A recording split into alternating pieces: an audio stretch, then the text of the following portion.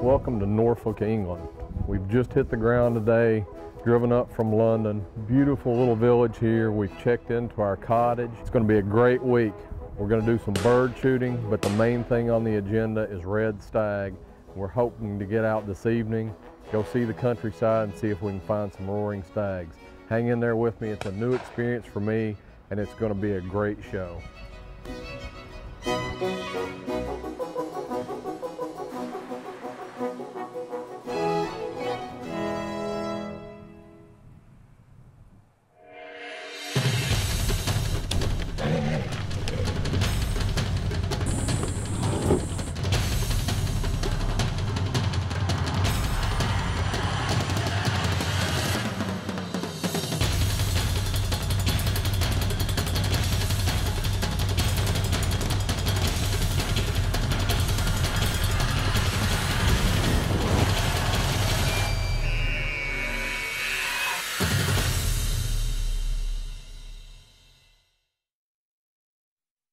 The old faithful 180 grain Acubons.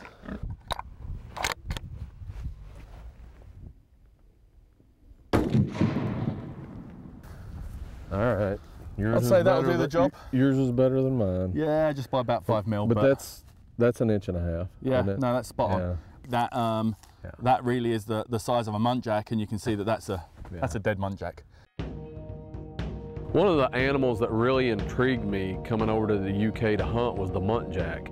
I knew it was just a little tiny fella, not big horns, but just a really neat animal, and it's the only place in the world that you can hunt them free range. So I was surely going to try to get in on some of that while I was here and take that opportunity. Kerry told me that they're a lot of fun to hunt, that they're always moving. A lot of it is stalking. So we started out our muntjac hunt on foot, slipping through the woods, trying to find the kind of buck we wanted to take. It's dark in there. It's like big, dark timber. The trees are hundreds of years old. You just stop, glass, look, take a few steps, glass some more, and you'll finally see the little fellas moving around. They're moving in and out of the thick stuff. Sometimes you get to judge them, sometimes you don't. And they're a lot like the pygmy antelope of Africa, that the difference in 2-inch horns and 3.5-inch horns is huge. So you really want to look at them. One of our major obstacles when stalking the muntjacs were the amount of pheasants. They roost in all the woods everywhere in the countryside that we ended up going. And there's hundreds and thousands of roosters and hens everywhere. So as you're stalking through, a lot of times you're flushing pheasants, and that scares all the deer. So it's a major obstacle. But one of the big things in the countryside in England is these pheasant shoots, and each estate has tens of thousands of pheasants on their property.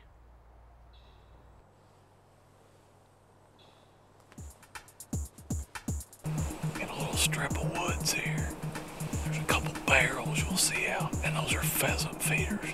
They do a lot of driven shoots here for the pheasant. And as a result of that, time to time, the deer will come in and they'll be stealing the pheasant food. So they really have to keep down the deer population here, because it ends up costing them a lot of money. But, you know, we're not out here feeding and hunting over feeders for deer. But it happens to be a byproduct of the pheasant operation here. And it is what it is. I'm trying to find a good one. Doe. Is that a doe? That's a doe. That's the second doe that's just gone through. So that's a mother and last year's kid. They're just making their way out. What's this?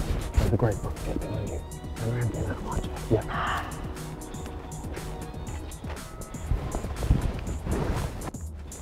Then kill that buck.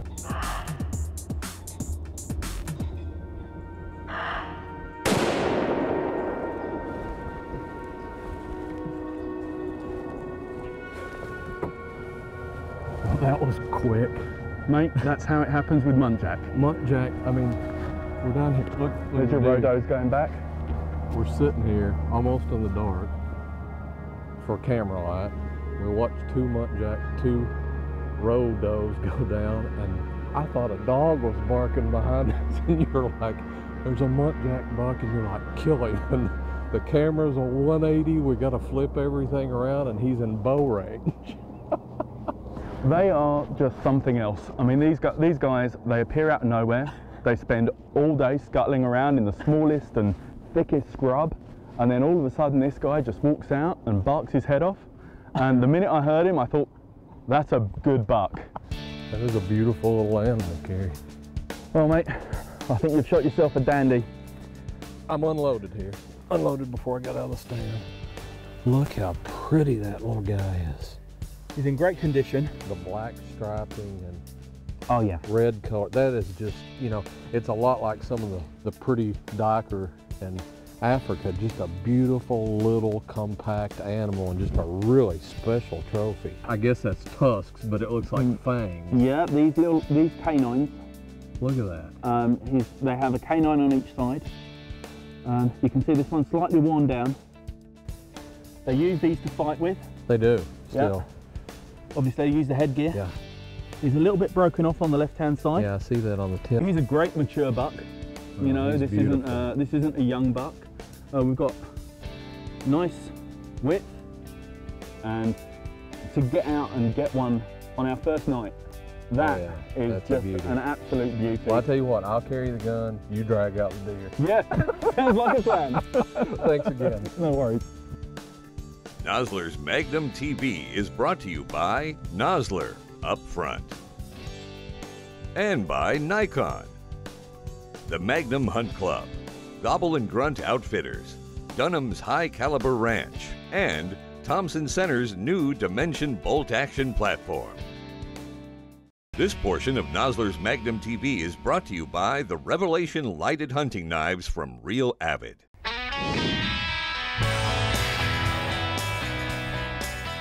All right, Kerry, we're here on a duck shoot. We came out to this spot the other day and there's thousands of ducks here, but I'm used to going before daylight, throwing out decoys, and shooting them coming down in my face. I don't think that's what's gonna happen. No, we've got a little bit of a different setup here today, Tim. In the UK, we like to shoot a driven bird. A lot of the waterfowl that are on here can be moved from a long way away, and it's like what you guys call pass shooting. Yeah? Those birds, we tend to pick what we call the more sporting birds, the higher birds. There'll be a lot of birds today that we know that we can kill, which we just won't fire shots at.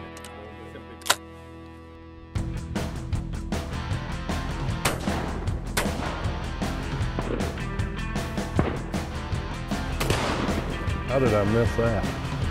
Here, you shoot one so we get something dead. Oh, that's a pretty one for the camera. I can't shoot them like that. I really can't. And they're not trying to shoot the low birds or the easy ones that we'd all pick out. For us, it's more about the sport and accomplishing the difficult shots. It's something that we often talk about with our American clients and laugh about the different approaches to the same thing. There you go. Very nice. And again.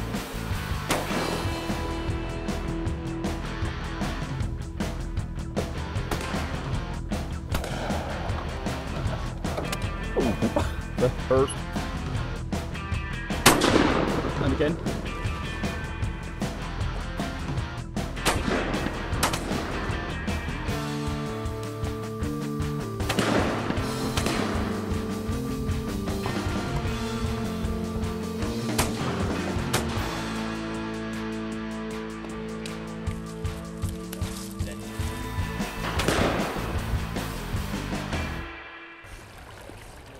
I got to burn a lot of shells and only bring down a few ducks, but it was one of the highlights of the trip. I love to shoot, and I love to shoot ducks, and getting to see it a different way than I've ever imagined was just a really cool experience. And when Kerry and I set this hunt up, one of the big things to me was I wanted to hunt free-range stags.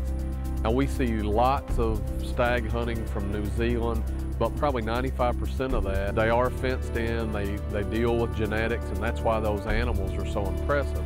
There are separate categories in the SCI record book, for instance, for New Zealand stags versus the stags in the UK. But the quality in the UK is fantastic. I mean, you can come and kill just a giant monster free-range red stag. one of the biggest ones we've. This was not shot on this estate, but a few miles away from. That's a monster. Here. Yeah. In England, we sort of count them by the points, and this is a 17-pointer stag, and he was shot. Well, I shot him out of a group of 12 deer. As you can see, he's got lovely colour. Yeah. His brow tines are immaculate. If you look at him from side view, they're brilliant. But he is an exceptional That's one. An exceptional stag. And under the ICI measurement, he would be a gold medal. Okay. So he walks out, no brainer. Take him. Yes, he's what we call a big boy. Yeah. I love to hunt with a crossbow, and we would all love to have our hunts on film. Wild Game's Vantage Action Cam can be mounted to your weapon of choice, like this Barnett Ghost 350, so you can film all your own hunting action. This portion of Nosler's Magnum TV is brought to you by Brownells. Because the roar wasn't happening in full force, we had to tweak our hunting technique. You know, you got to be versatile. If you went out listening for roars and didn't hear any, you can't stalk them. You can see it's early morning here. We've climbed up in a couple high seats where some stags have been lately. There's supposed to be one real big stag in this area, so we're hanging in here and hoping he shows up.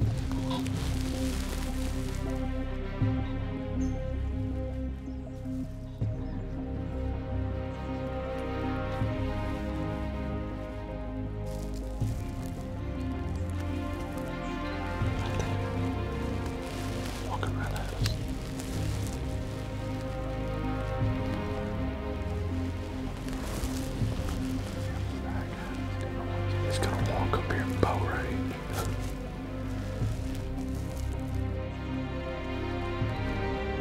I guess he probably heard that brown tine up top, don't you think? More than likely, they catch him or something like that. But it just creates the deformation and graveyards.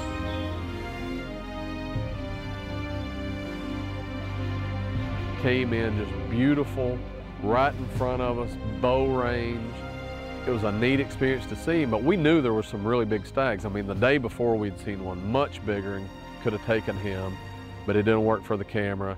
This one came out, he posed. We thought, hey, we got some great footage. We're gonna hang in here. It's really early in the hunt. We'll just let him grow up a little bit. He's got a lot of potential. So we have been out 2 mornings at this point. We've seen one great stag that we couldn't get on camera. The next morning we go out and see a great young stag, but we decide to pass and let him grow up. 3rd morning we switch seats, and in the dark, a whole group of red deer come and stand 25 yards from us with a monster mature stag. And it's just easy in the scope. Could have taken him 100 times, but I mean, it looked like a black curtain on the camera. We couldn't even start to film it.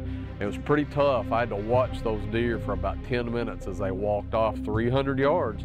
But what can you do? There was 3 mornings in a row, 3 nice stags. No trigger has been pulled.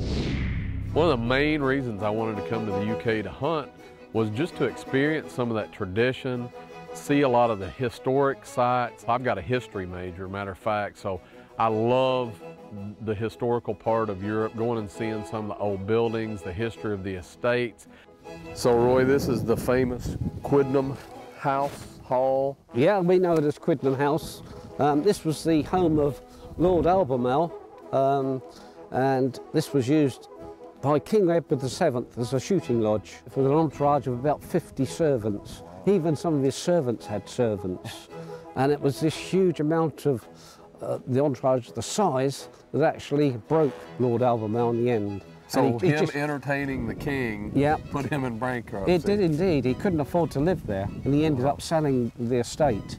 Well, that's pretty neat that we're going to get to hunt basically the same ground that the King of England hunted You are years indeed, ago. yes. It's quite a famous place, really. How many guys get to say that? I got to hunt where the king hunted, so that was a big draw. Nosler's Magnum TV is brought to you by The Sportsman's Guide, America's largest supplier of name brand hunting gear at closeout prices. Tinks B-Tech Order Elimination System. No hype, just science. Tinks Icon Trail Cameras from Big Game Tree Stands. Hunter Safety Systems. What is your life worth to you, your friends, your family? Performance chokes for hunting and shooting sports. Get on target with kicks. Barnett crossbows, scary light and scary fast at over 400 feet per second.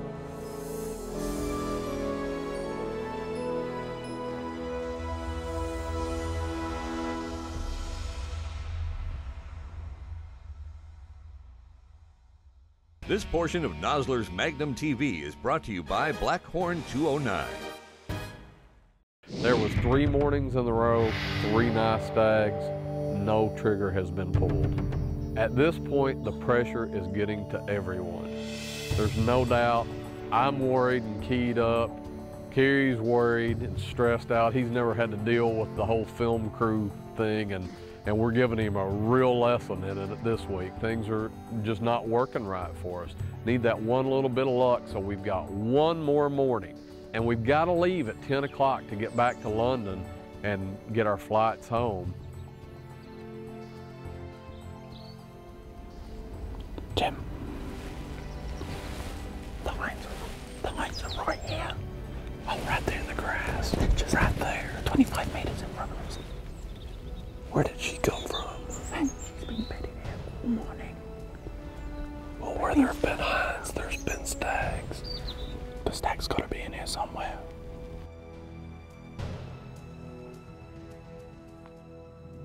There's a horntail right there, just to the left. Just to the left, yeah. Look. I don't that big 13-pointer. I don't know. That's a good-looking crown. No, he just turned. I think that's that non-typical. That's the non-typical. Right, get ready. Look at these spikers coming through.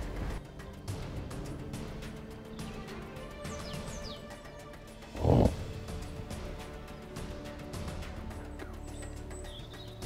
If he gets in this opening, I'm going to shoot him. That grass is too high to shoot through. I'll just, if he comes out in that opening.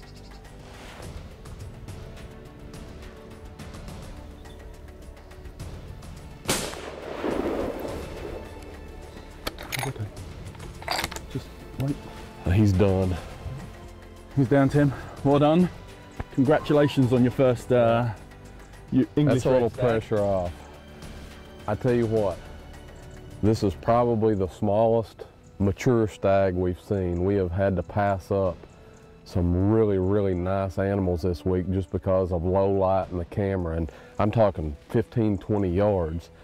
We've let some other stags go that you've been able to see, and this is one they call a malformed or an irregular stag, a non-typical to us, and we saw him 2 or 3 days ago and didn't shoot him. He's got a messed up rack, but when we talked to the gamekeepers, they said, if you see this guy again, get him out of the herd. And it's 9:30 on our last day to hunt, and we had to get out at 10, get packed up and get to the airport to get back to the States. So with 30 minutes left, and he stands up and walks out at 50 yards, we're gonna take him out of the herd. Kerry, I don't know, but from here, that looks like one messed up rack. That sure is interesting. Look at that. Wow. You know, I shot a deer at home this year a lot like this that had one messed up side. The same thing, we wanted it out of the herd. That is a big animal though. Look sure at is that. A big animal. Look at the head on him. Look at the, I mean, he's messed up And for he sure. smells. Yeah, he's definitely been rutting. I mean, rutting. he's wet and he's beat up. He's got a big head, big bases. Yeah. You know, He just messed up in the he's just messed antlers. up on the antlers, and you know, that's an interesting trophy.